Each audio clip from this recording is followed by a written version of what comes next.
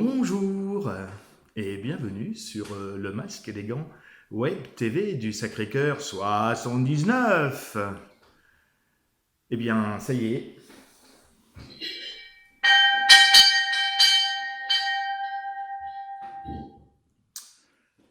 Ce vendredi du week-end de l'Ascension vient marquer la fin de la récréation. Je suis particulièrement heureux de vous retrouver ce matin ou de faire la connaissance de celles et ceux qui nous feraient l'amabilité de nous rejoindre, car effectivement, le travail reprend. Nous n'avons pas tout à fait encore finalisé notre plan de reprise d'activité que nous avons déjà reçu ce matin. Euh, une, une instruction à destination des agences régionales de santé datée du JJMM 2020. Pour celles et ceux qui ne me croiraient pas sur parole, JJMM 2020. Nous avons en effet le projet d'instruction qui sera communiqué aux ARS, aux agences régionales de santé, après que le CNP l'ait validé, que c'est examiné en COMEX, pareil, le JJMM 2020. Autant vous dire que c'est le genre de document qu'il faut mieux lire attentivement et s'y reprendre à 2 fois, même si nécessaire. Alors, je m'équipe au cas où. Résumons-nous.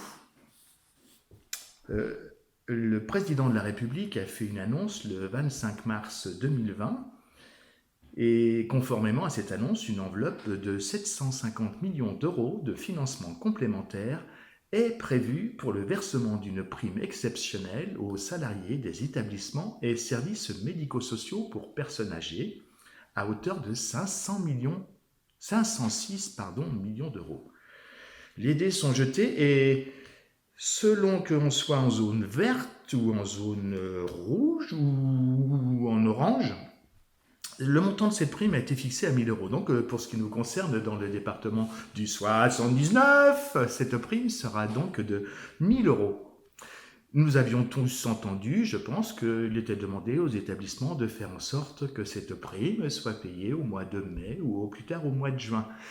Nous apprenons donc sur l'instruction qui sera communiquée aux ARS, le JJMM 2020, que les conditions d'octroi de cette prime sont en cours d'élaboration et qu'une instruction complémentaire viendra les préciser.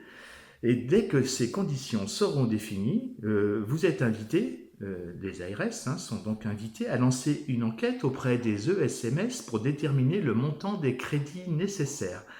La CNSA centralisera les remontées de vos enquêtes régionales et dans l'attente, une première enveloppe de crédits exceptionnels vous est déléguée pour financer les primes des ESMS concernés, établissements sociaux et médico-sociaux. Le solde vous sera délégué en fonction des remontées des enquêtes. Une fois ces financements versés, vous serez invité à contrôler que l'intégralité des crédits a bien été versée au personnel concerné. Ouf! J'ai eu peur un instant que tout ait changé parce que on reçoit des masques, on reçoit du gel hydroalcoolique, tout le monde travaille ensemble, on est inondé de tablettes, mais ça va.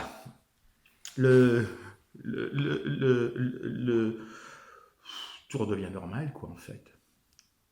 Eh bien, on peut vivre sans richesse, mais on ne peut pas vivre sans la tendresse de l'administration non plus. Belle journée, à demain.